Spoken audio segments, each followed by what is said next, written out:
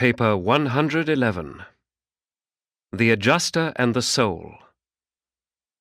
The presence of the divine adjuster in the human mind makes it forever impossible for either science or philosophy to attain a satisfactory comprehension of the evolving soul of the human personality. The Urantia soul is the child of the universe and may be really known only through cosmic insight and spiritual discovery. The concept of a soul and of an indwelling spirit is not new to Urantia. It has frequently appeared in the various systems of planetary beliefs. Many of the Oriental as well as some of the Occidental faiths have perceived that man is divine in heritage as well as human in inheritance. The feeling of the inner presence, in addition to the external omnipresence of deity, has long formed a part of many Urantian religions. Men have long believed that there is something growing within the human nature, something vital that is destined to endure beyond the short span of temporal life. Before man realized that his evolving soul was fathered by a divine spirit, it was thought to reside in different physical organs: the eye, liver, kidney, heart, and later the brain. The savage associated the soul with blood, breath, shadows, and with reflections of the self in water. In the conception of the Atman, the Hindu teachers really approximated an appreciation of the nature and presence of the adjuster, but they failed to distinguish the co-presence of the evolving and potentially immortal soul. The Chinese, however, recognized two aspects of a human being: the yang and the yin, the soul and the spirit.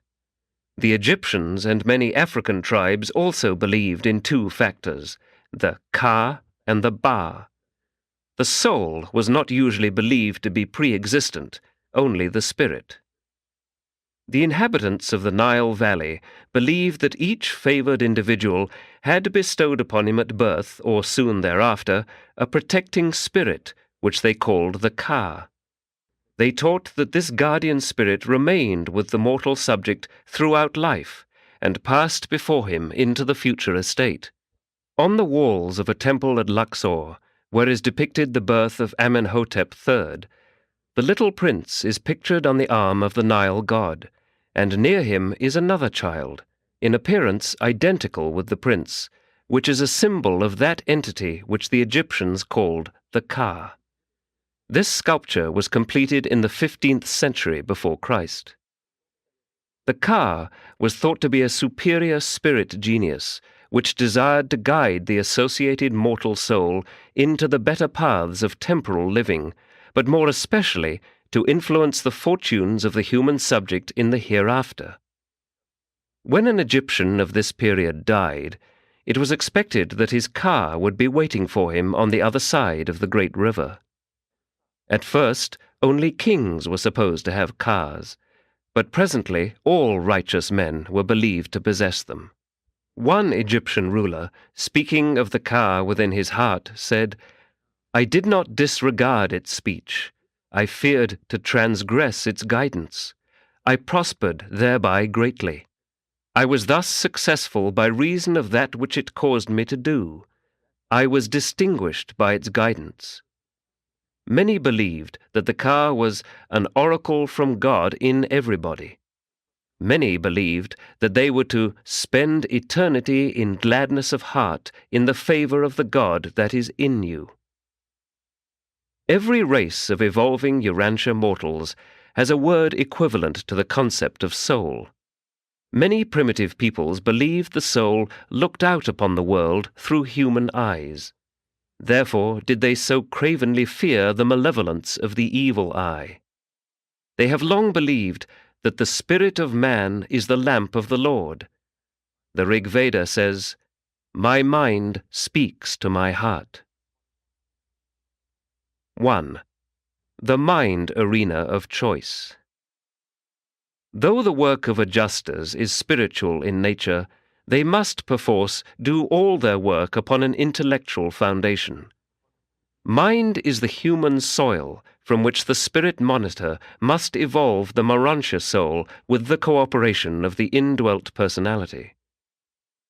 There is a cosmic unity in the several mind levels of the universe of universes. Intellectual selves have their origin in the cosmic mind, much as nebulae take origin in the cosmic energies of universe space.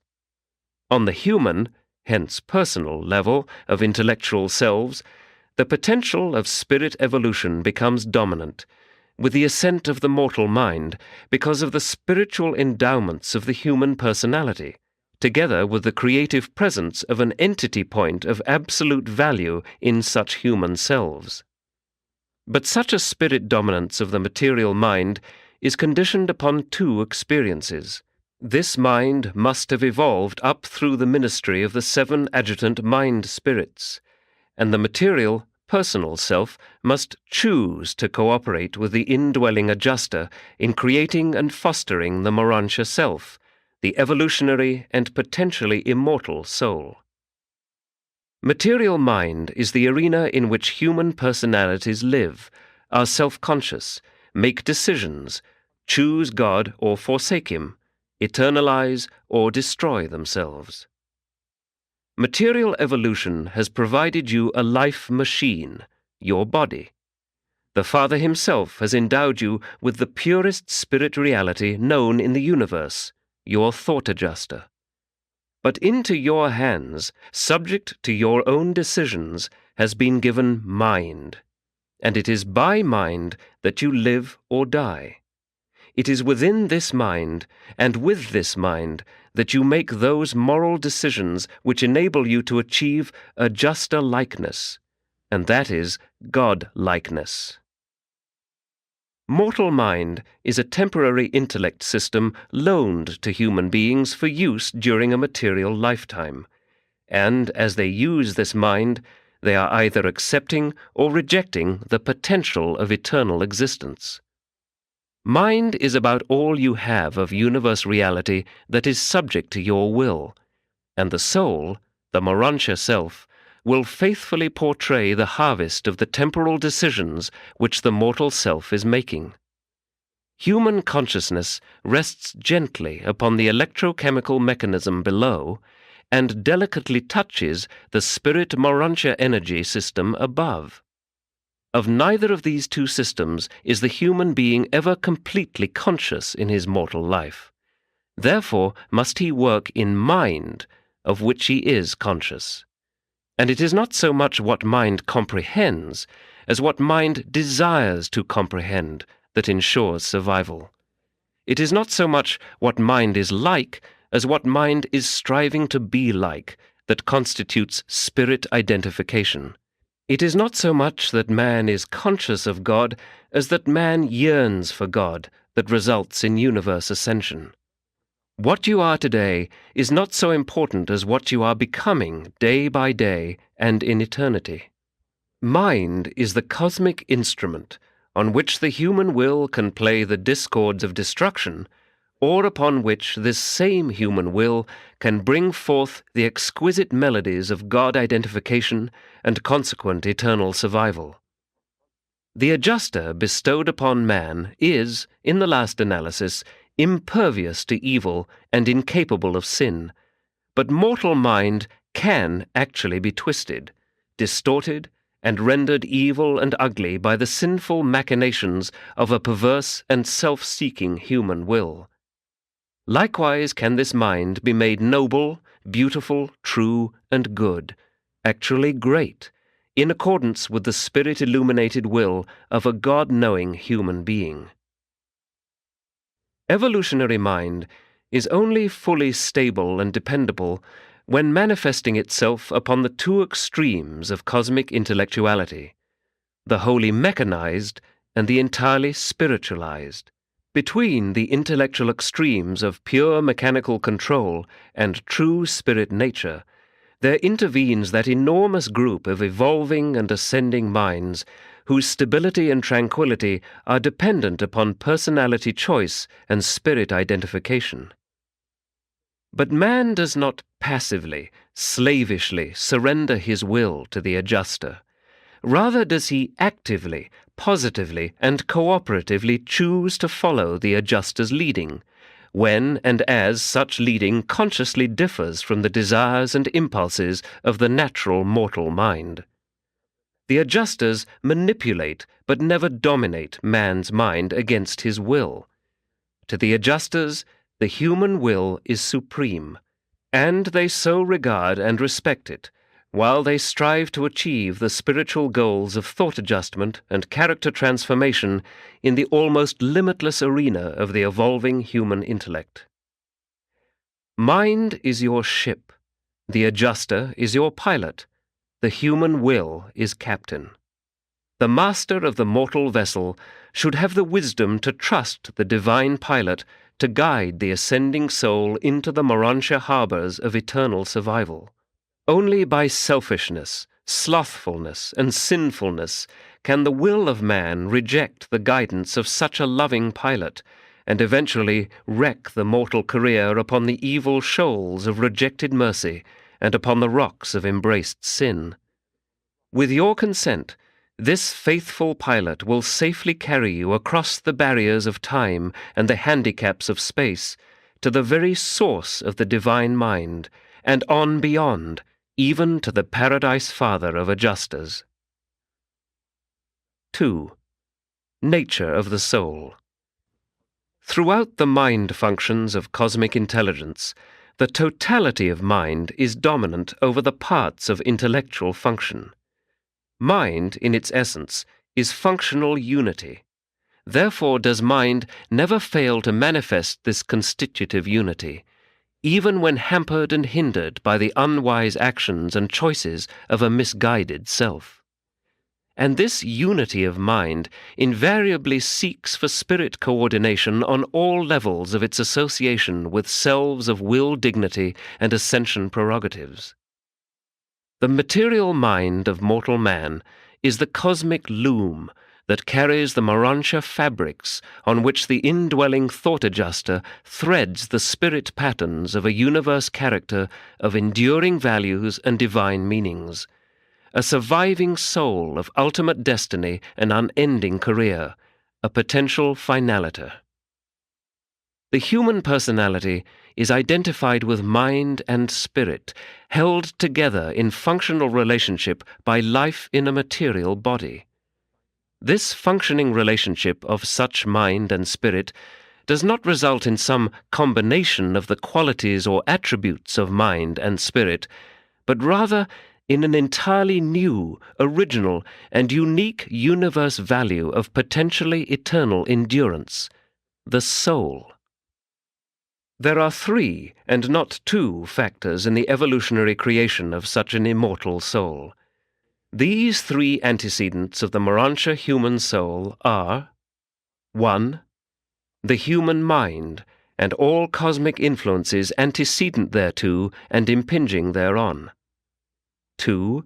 The divine spirit indwelling this human mind and all potentials inherent in such a fragment of absolute spirituality, together with all associated spiritual influences and factors in human life. 3. The relationship between material mind and divine spirit, which connotes a value and carries a meaning not found in either of the contributing factors to such an association. The reality of this unique relationship is neither material nor spiritual, but Urantial. It is the soul. The midway creatures have long denominated this evolving soul of man the mid-mind, in contradistinction to the lower or material mind and the higher or cosmic mind. This mid-mind is really a Urantia phenomenon, since it exists in the realm between the material and the spiritual. The potential of such a Urantia evolution is inherent in the 2 universal urges of mind: the impulse of the finite mind of the creature to know God and attain the divinity of the Creator, and the impulse of the infinite mind of the Creator to know man and attain the experience of the creature. This supernal transaction of evolving the immortal soul is made possible because the mortal mind is first personal and second is in contact with super-animal realities. It possesses a supermaterial endowment of cosmic ministry, which ensures the evolution of a moral nature capable of making moral decisions, thereby effecting a bona fide creative contact with the associated spiritual ministries and with the indwelling thought adjuster. The inevitable result of such a contactual spiritualization of the human mind is the gradual birth of a soul, the joint offspring of an adjutant mind dominated by a human will that craves to know God, working in liaison with the spiritual forces of the universe which are under the over-control of an actual fragment of the very God of all creation, the mystery monitor. And thus does the material and mortal reality of the self transcend the temporal limitations of the physical life machine and attain a new expression and a new identification in the evolving vehicle for selfhood continuity, the Urantia and immortal soul. 3. The evolving soul. The mistakes of mortal mind and the errors of human conduct may markedly delay the evolution of the soul, although they cannot inhibit such a Urantia phenomenon when once it has been initiated by the indwelling adjuster with the consent of the creature will. But at any time prior to mortal death, this same material and human will is empowered to rescind such a choice and to reject survival. Even after survival, the ascending mortal still retains this prerogative of choosing to reject eternal life. At any time before fusion with the adjuster, the evolving and ascending creature can choose to forsake the will of the Paradise Father. Fusion with the adjuster signalizes the fact that the ascending mortal has eternally and unreservedly chosen to do the Father's will. During the life in the flesh, the evolving soul is enabled to reinforce the supermaterial decisions of the mortal mind. The soul, being supermaterial, does not of itself function on the material level of human experience.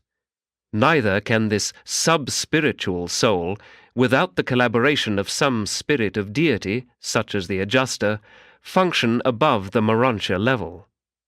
Neither does the soul make final decisions until death or translation divorces it from material association with the mortal mind, except when and as this material mind delegates such authority freely and willingly to such a Urantia soul of associated function. During life, the mortal will, the personality power of decision choice, is resident in the material mind circuits. As terrestrial mortal growth proceeds, this self, with its priceless powers of choice, becomes increasingly identified with the emerging Urantia soul entity. After death, and following the mansion world resurrection, the human personality is completely identified with the Urantia self. The soul is thus the embryo of the future Urantia vehicle of personality identity. This immortal soul is at first wholly Urantia in nature, but it possesses such a capacity for development that it invariably ascends to the true spirit levels of fusion value with the spirits of deity, usually with the same spirit of the Universal Father that initiated such a creative phenomenon in the creature mind. Both the human mind and the divine adjuster are conscious of the presence and differential nature of the evolving soul, the adjuster fully, the mind partially. The soul becomes increasingly conscious of both the mind and the adjuster as associated identities, proportional to its own evolutionary growth. The soul partakes of the qualities of both the human mind and the divine spirit, but persistently evolves toward augmentation of spirit control and divine dominance through the fostering of a mind function whose meanings seek to coordinate with true spirit value. The mortal career, the soul's evolution, is not so much a probation as an education. Faith in the survival of supreme values is the core of religion. Genuine religious experience consists in the union of supreme values and cosmic meanings as a realization of universal reality. Mind knows quantity, reality, meanings. But quality, values, is felt. That which feels is the mutual creation of mind, which knows, and the associated spirit, which realityizes. Insofar as man's evolving Urantia soul becomes permeated by truth, beauty, and goodness as the value realization of God consciousness, such a resultant being becomes indestructible. If there is no survival of eternal values in the evolving soul of man, then mortal existence is without meaning, and life itself is a tragic illusion. But it is forever true. What you begin in time, you will assuredly finish in eternity, if it is worth finishing. 4. The inner life. Recognition is the intellectual process of fitting the sensory impressions received from the external world into the memory patterns of the individual. Understanding connotes that these recognized sensory impressions and their associated memory patterns have become integrated or organized into a dynamic network of principles. Meanings are derived from a combination of recognition and understanding. Meanings are non-existent in a wholly sensory or material world. Meanings and values are only perceived in the inner or supermaterial spheres of human experience. The advances of true civilization are all born in this inner world of mankind. It is only the inner life that is truly creative.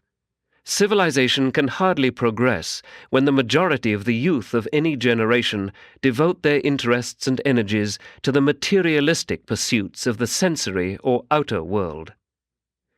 The inner and the outer worlds have a different set of values. Any civilization is in jeopardy when 3/4 of its youth enter materialistic professions and devote themselves to the pursuit of the sensory activities of the outer world. Civilization is in danger when youth neglect to interest themselves in ethics, sociology, eugenics, philosophy, the fine arts, religion, and cosmology. Only in the higher levels of the superconscious mind, as it impinges upon the spirit realm of human experience, can you find those higher concepts in association with effective master patterns which will contribute to the building of a better and more enduring civilization. Personality is inherently creative, but it thus functions only in the inner life of the individual. Snow crystals are always hexagonal in form, but no two are ever alike. Children conform to types, but no two are exactly alike, even in the case of twins. Personality follows types, but is always unique. Happiness and joy take origin in the inner life. You cannot experience real joy all by yourself. A solitary life is fatal to happiness. Even families and nations will enjoy life more if they share it with others. You cannot completely control the external world, environment. It is the creativity of the inner world that is most subject to your direction, because there your personality is so largely liberated from the fetters of the laws of antecedent causation. There is associated with personality a limited sovereignty of will. Since this inner life of man is truly creative, there rests upon each person the responsibility of choosing as to whether this creativity shall be spontaneous and wholly haphazard, or controlled, directed, and constructive. How can a creative imagination produce worthy children when the stage whereon it functions is already preoccupied by prejudice, hate, fears, resentments, revenge, and bigotries? Ideas may take origin in the stimuli of the outer world, but ideals are born only in the creative realms of the inner world. Today, the nations of the world are directed by men who have a superabundance of ideas, but they are poverty-stricken in ideals. That is the explanation of poverty, divorce, war, and racial hatreds. This is the problem. If free will man is endowed with the powers of creativity in the inner man, then must we recognize that free will creativity embraces the potential of free will destructivity. And when creativity is turned to destructivity, you are face to face with the devastation of evil and sin, oppression, war, and destruction. Evil is a partiality of creativity, which tends toward disintegration and eventual destruction. All conflict is evil in that it inhibits the creative function of the inner life. It is a species of civil war in the personality. Inner creativity contributes to ennoblement of character through personality integration and selfhood unification. It is forever true. The past is unchangeable. Only the future can be changed by the ministry of the present creativity of the inner self. 5. The consecration of choice. The doing of the will of God is nothing more or less than an exhibition of creature willingness to share the inner life with God, with the very God who has made such a creature life of inner meaning value possible. Sharing is godlike, divine. God shares all with the eternal Son and the infinite Spirit, while they, in turn, share all things with the divine sons and spirit daughters of the universes. The imitation of God is the key to perfection. The doing of His will is the secret of survival and of perfection in survival. Mortals live in God, and so God has willed to live in mortals. As men trust themselves to Him, so has He, and first, trusted a part of Himself to be with men, has consented to live in men and to indwell men subject to the human will. Peace in this life, survival in death, perfection in the next life, service in eternity, all these are achieved in spirit now, when the creature personality consents, chooses, to subject the creature will to the Father's will. And already has the Father chosen to make a fragment of Himself subject to the will of the creature personality. Such a creature choice is not a surrender of will, it is a consecration of will, an expansion of will, a glorification of will, a perfecting of will. And such choosing raises the creature will from the level of temporal significance to that higher estate wherein the personality of the creature Son communes with the personality of the Spirit Father. This choosing of the Father's will is the spiritual finding of the Spirit Father by mortal man, even though an age must pass before the creature Son may actually stand in the factual presence of God on paradise. This choosing does not so much consist in the negation of creature will, not my will but yours be done, as it consists in the creature's positive affirmation. It is my will that your will be done. And if this choice is made, sooner or later will the God-choosing Son find inner union, fusion, with the indwelling God fragment, while this same perfecting Son will find supreme personality satisfaction in the worship communion of the personality of man and the personality of his Maker, two personalities whose creative attributes have eternally joined in self-willed mutuality of expression, the birth of another eternal partnership of the will of man and the will of God. 6. The human paradox. Many of the temporal troubles of mortal man grow out of his twofold relation to the cosmos. Man is a part of nature, he exists in nature, and yet he is able to transcend nature. Man is finite, but he is indwelt by a spark of infinity. Such a dual situation not only provides the potential for evil, but also engenders many social and moral situations fraught with much uncertainty and not a little anxiety. The courage required to effect the conquest of nature and to transcend one's self is a courage that might succumb to the temptations of self-pride. The mortal who can transcend self might yield to the temptation to deify his own self-consciousness.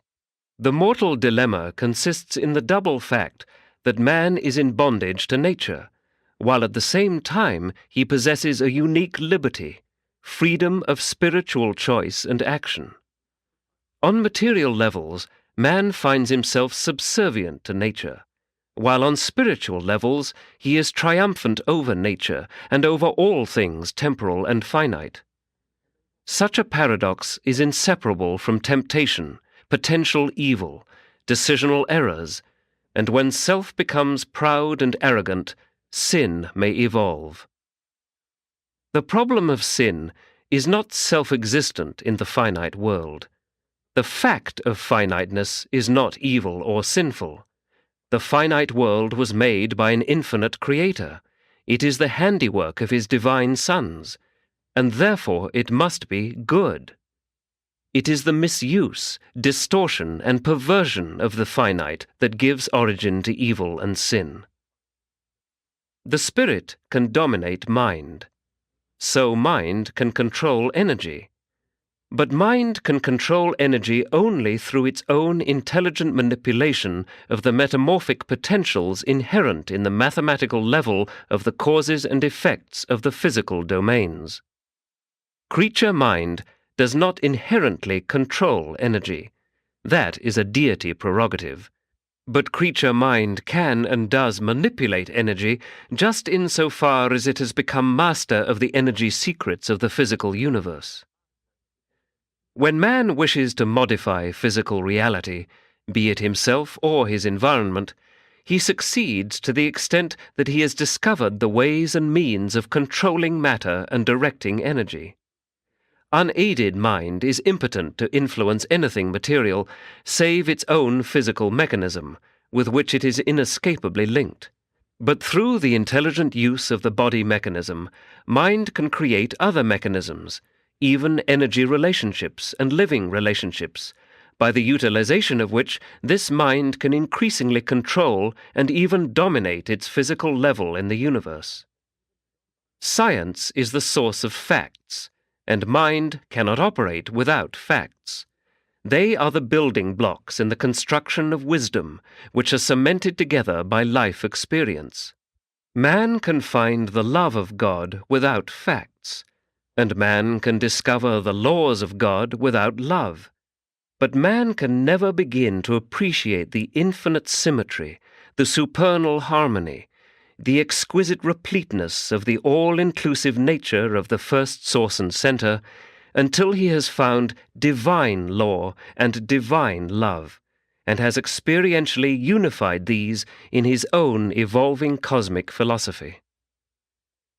The expansion of material knowledge permits a greater intellectual appreciation of the meanings of ideas and the values of ideals. A human being can find truth in his inner experience, but he needs a clear knowledge of facts to apply his personal discovery of truth to the ruthlessly practical demands of everyday life. It is only natural that mortal man should be harassed by feelings of insecurity as he views himself inextricably bound to nature while he possesses spiritual powers wholly transcendent to all things temporal and finite. Only religious confidence, living faith, can sustain man amid such difficult and perplexing problems. Of all the dangers which beset man's mortal nature and jeopardize his spiritual integrity, pride is the greatest. Courage is valorous, but egotism is vainglorious and suicidal. Reasonable self-confidence is not to be deplored. Man's ability to transcend himself is the one thing which distinguishes him from the animal kingdom. Pride is deceitful, intoxicating, and sin-breeding, whether found in an individual, a group, a race, or a nation. It is literally true. Pride goes before a fall. 7. The Adjuster's Problem. Uncertainty with security is the essence of the paradise adventure. Uncertainty in time and in mind, uncertainty as to the events of the unfolding paradise ascent, security in spirit and in eternity, security in the unqualified trust of the creature Son in the divine compassion and infinite love of the Universal Father, uncertainty as an inexperienced citizen of the universe, security as an ascending sun in the universe mansions of an all-powerful, all-wise, and all-loving Father. May I admonish you to heed the distant echo of the Adjuster's faithful call to your soul? The indwelling Adjuster cannot stop or even materially alter your career struggle of time. The Adjuster cannot lessen the hardships of life as you journey on through this world of toil. The divine indweller can only patiently forbear while you fight the battle of life as it is lived on your planet. But you could, if you only would, as you work and worry, as you fight and toil, permit the valiant Adjuster to fight with you and for you. You could be so comforted and inspired, so enthralled and intrigued, if you would only allow the Adjuster constantly to bring forth the pictures of the real motive, the final aim, and the eternal purpose of all this difficult uphill struggle with the commonplace problems of your present material world. Why do you not aid the Adjuster in the task of showing you the spiritual counterpart of all these strenuous material efforts? Why do you not allow the Adjuster to strengthen you with the spiritual truths of cosmic power, while you wrestle with the temporal difficulties of creature existence? Why do you not encourage the Heavenly Helper to cheer you with the clear vision of the eternal outlook of universal life, as you gaze in perplexity at the problems of the passing hour? Why do you refuse to be enlightened and inspired by the universe viewpoint, while you toil amidst the handicaps of time and flounder in the maze of uncertainties which beset your mortal life journey? Why not allow the Adjuster to spiritualize your thinking, even though your feet must tread the material paths of earthly endeavor? The higher human races of Urantia are complexly admixed. They are a blend of many races and stocks of different origin. This composite nature renders it exceedingly difficult for the monitors to work efficiently during life, and adds definitely to the problems of both the Adjuster and the Guardian Seraphim after death. Not long since, I was present on Salvington, and heard a Guardian of Destiny present a formal statement in extenuation of the difficulties of ministering to her mortal subject. This Seraphim said, "Much of my difficulty was due to the unending conflict between the two natures of my subject, the urge of ambition opposed by animal indolence, the ideals of a superior people crossed by the instincts of an inferior race, the high purposes of a great mind antagonized by the urge of a primitive inheritance, the long-distance view of a far-seeing monitor counteracted by the near-sightedness of a creature of time, the progressive plans of an ascending being modified by the desires and longings of a material nature, the flashes of universe intelligence cancelled by the chemical energy mandates of the evolving race, the urge of angels opposed by the emotions of an animal, the training of an intellect annulled by the tendencies of instinct, the experience of the individual opposed by the accumulated propensities of the race, the aims of the best overshadowed by the drift of the worst, the flight of genius neutralized by the gravity of mediocrity, the progress of the good retarded by the inertia of the bad, the art of the beautiful besmirched by the presence of evil, the buoyancy of health neutralized by the debility of disease, the fountain of faith polluted by the poisons of fear, the spring of joy embittered by the waters of sorrow, the gladness of anticipation disillusioned by the bitterness of realization, the joys of living ever threatened by the sorrows of death. Such a life on such a planet. And yet, because of the ever-present help and urge of the thought adjuster, this soul did achieve a fair degree of happiness and success, and has even now ascended to the judgment halls of Mansonia. Presented by a solitary messenger of Orvantan.